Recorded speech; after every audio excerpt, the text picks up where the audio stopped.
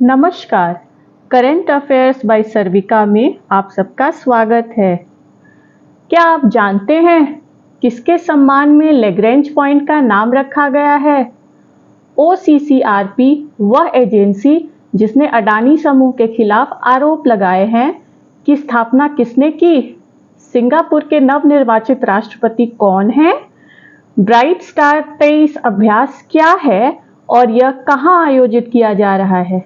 Basketball विश्व cup 2023 का आयोजन कहां किया जा रहा है? प्रतिष्ठित रेमन मैग्सेसे पुरस्कार 2023 से सम्मानित होने वाले भारतीय कौन हैं? इन सब के बारे में जानकारी के लिए वीडियो पूरा देखें, जिसमें पूरे हफ्ते के करंट अफेयर्स के साथ और भी रोचक जानकारी मिलेगी। तो आइए शुरू करते हैं। सबसे पहले करंट अफेयर्स 26 अगस्त से 2 सितंबर 2023 विज्ञान और प्रौद्योगिकी means science and technology. Mission Aditya L1। Aditya अर्थात सूर्य, L1 अर्थात लैग्रैंज पॉइंट 1। प्रक्षेपण यान ध्रुवीय उपग्रह प्रक्षेपण यान PSLV C57। प्रक्षेपण स्थल सतीश धवन अंतरिक्ष केंद्र श्रीहरिकोटा आंध्र प्रदेश। कुल वजन 1475 किलोग्राम। परियोजना निदेशक निगार शाजी। मिशन के मुख्य उद्देश्य हमारे निकटतम तारे की गहरी समझ प्राप्त करना और इसके रेडिएशन, गर्मी, कणों का प्रवाह और चुंबकीय क्षेत्र का पृथ्वी पर प्रभाव। सूर्य की ऊपरी वायुमंडलीय परतों, जिन्हें क्रोमोस्फीयर और कोरोना कहा जाता है, का अध्ययन। प्लाज्मा और चुंबकीय क्षेत्रों के निष्कासन, जिन्हें कोरोनल मास इजेक्शन कहा जाता है, का अध्ययन। कोरोना के चुंबकीय क्षेत्र और अंतरिक्ष मौसम के चालकों का अध्ययन। पृथ्वी पर जीवन होने में सूर्य की अति महत्वपूर्ण भूमिका है, लेकिन इसमें विभिन्न विस्फोटक घटनाएं भी हैं। ये हमारे उपग्रहों और संचार प्रणालियों को नुकसान पहुंचा सकते हैं। सूर्य का अध्ययन ऐसी घटनाओं के लिए प्रारंभिक चेतावनी प्रदान करने में मदद कर सकता है। पेलोड्स, इसमें 6 पेलोड्स इस्तेमाल हुए हैं। पहला मुख्य पेलोड भारतीय खगोल भौतिकी संस्थान द्वारा डिजाइन किया गया विजिबल एमिशन लाइन कोरोनाग्राफ है, जो सौर कोरोना को सबसे निचले हिस्से से ऊपर की ओर अध्ययन करने में मदद करेगा। दूसरा inter university centre for astronomy and astrophysics द्वारा डिजाइन किया गया सौर पराबैंगनी इमेजिंग टेलीस्कोप और फोटोस्फीयर और क्रोमोस्फीयर की यूवी छवि को कैप्चर करेगा। यह उत्सर्जित प्रकाश ऊर्जा में भिन्नता का अध्ययन करने में मदद करेगा। तीसरा UR राव उपग्रह केंद्र द्वारा विकसित सौर निम्न ऊर्जा एक्सरे स्पेक्ट्रोमीटर और चौथा उच्च ऊर्जा L1 orbiting x-ray spectrometer x-ray flares का अध्ययन करेंगे।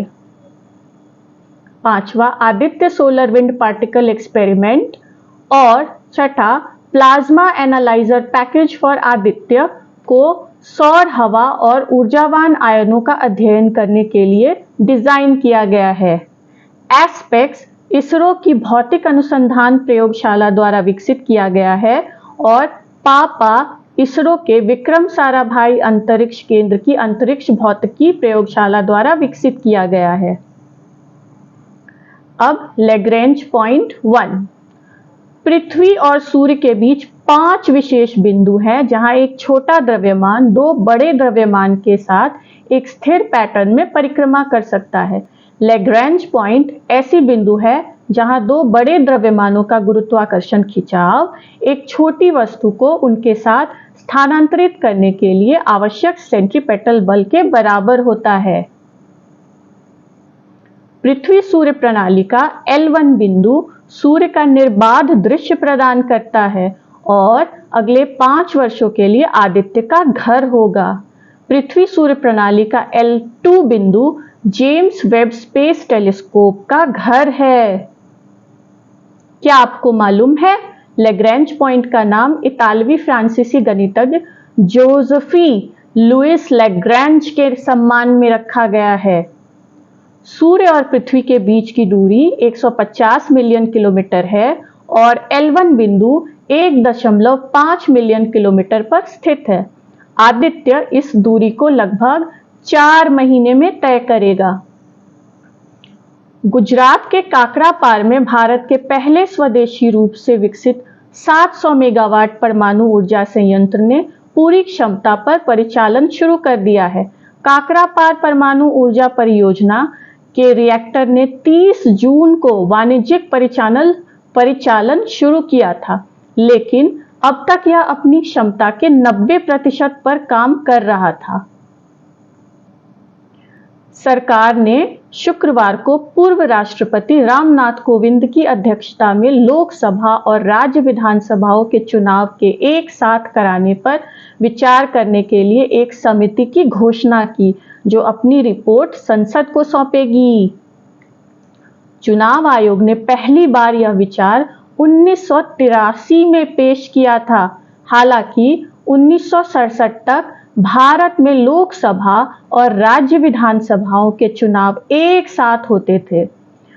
लोकसभा और सभी राज्य विधानसभाओं के लिए पहला आम चुनाव 1951-52 में एक साथ आयोजित किया गया था। यह प्रथा 1957, 1962 और 1967 में आयोजित 3 आम चुनावों में जारी रही। 1968 और 1969 में कुछ विधानसभाओं के समय से पहले भंग होने के कारण चक्र बाधित हो गया। 1970 में लोकसभा को समय से पहले भंग कर दिया गया था और 1971 में नए चुनाव हुए थे।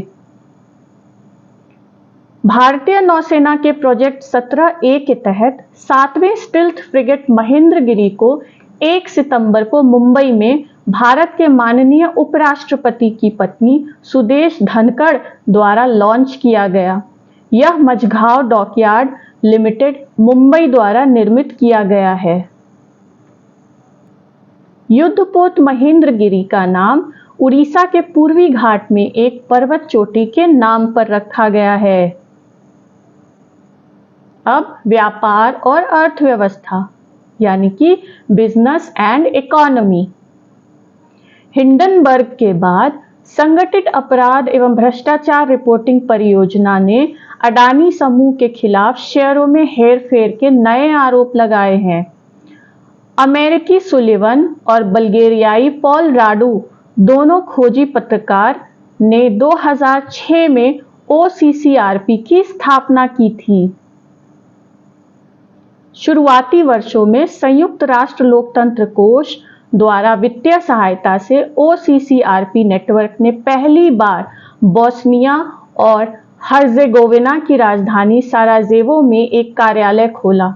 पिछले कुछ वर्षों में OCCRP 5 देशों में काम करने वाले 6 पत्रकारों से बढ़कर 30 देशों में 150 से अधिक पत्रकारों तक पहुंच गया है।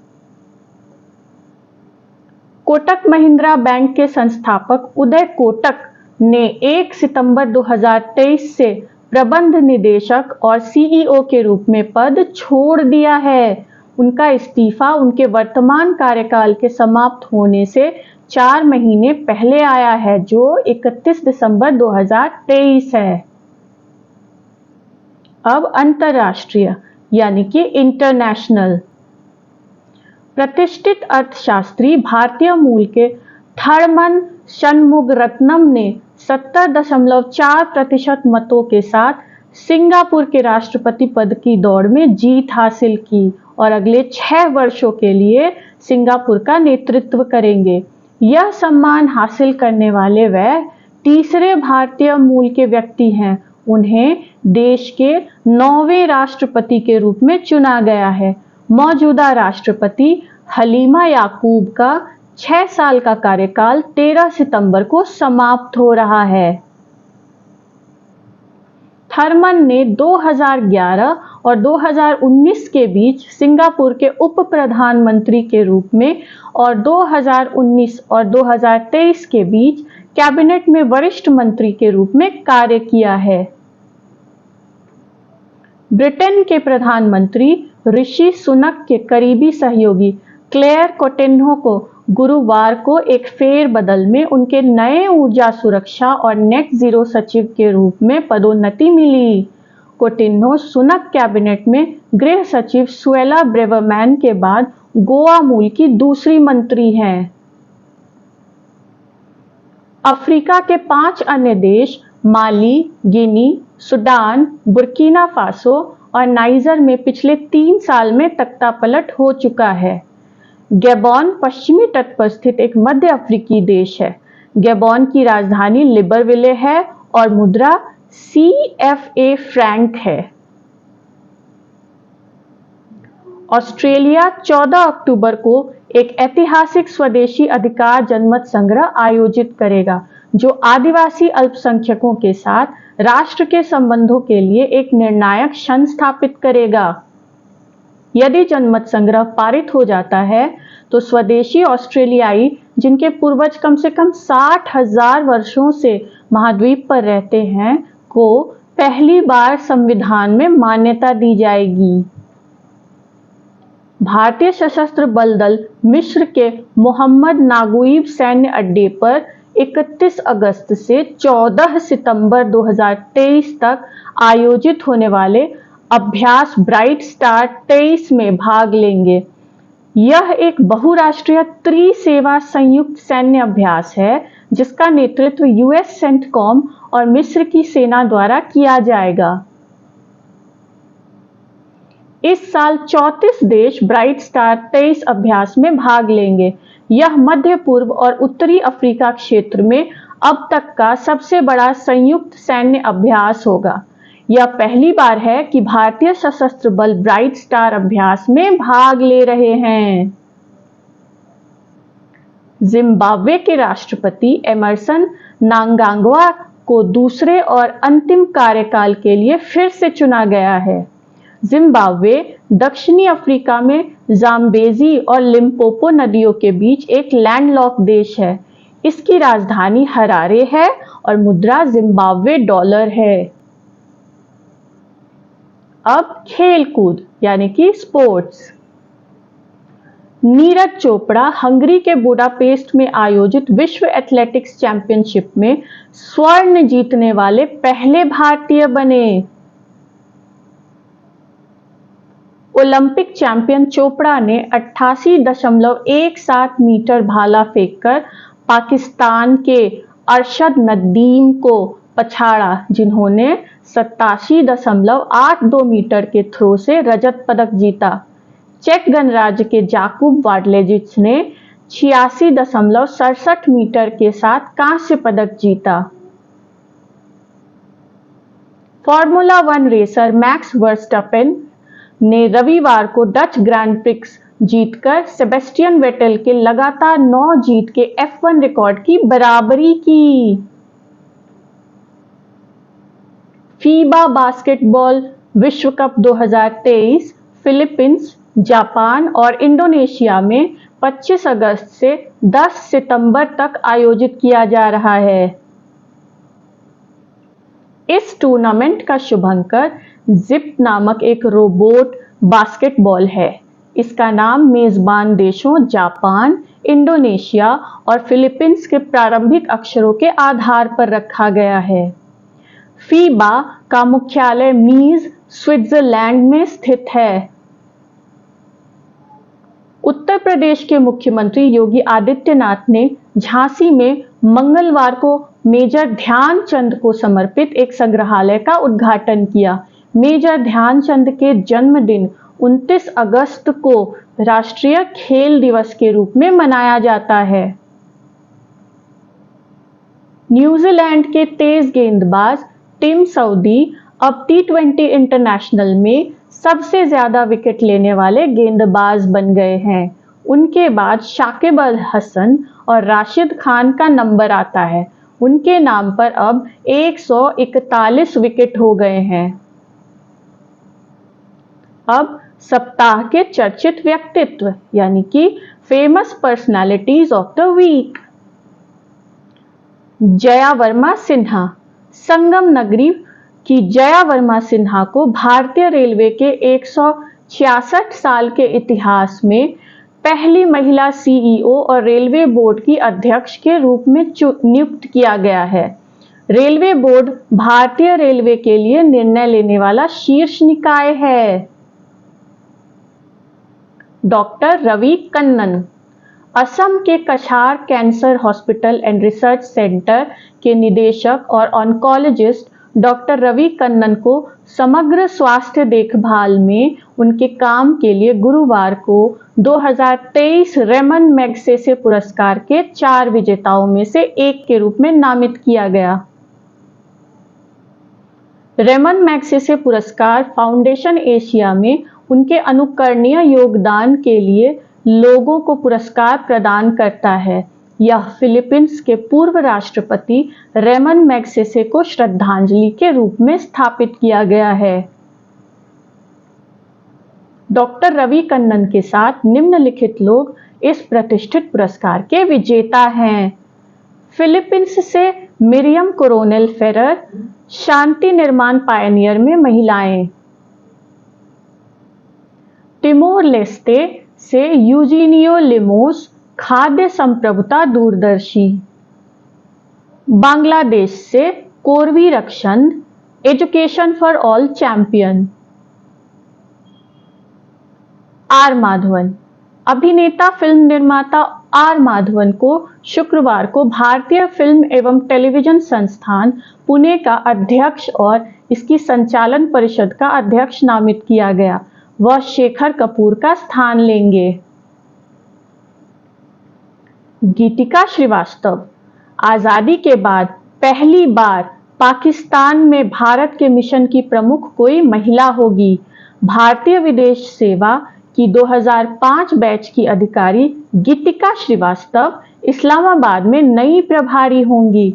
वह डॉक्टर एम सुरेश कुमार का स्थान लेंगी।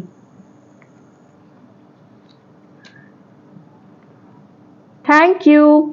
यदि वीडियो पसंद आया हो तो लाइक करें, अपने परिचितों के साथ शेयर करें और अगर अब तक सब्सक्राइब नहीं किया है तो कृपया सब्सक्राइब करें और देखते रहें करंट अफेयर्स बाय सर्विका। धन्यवाद।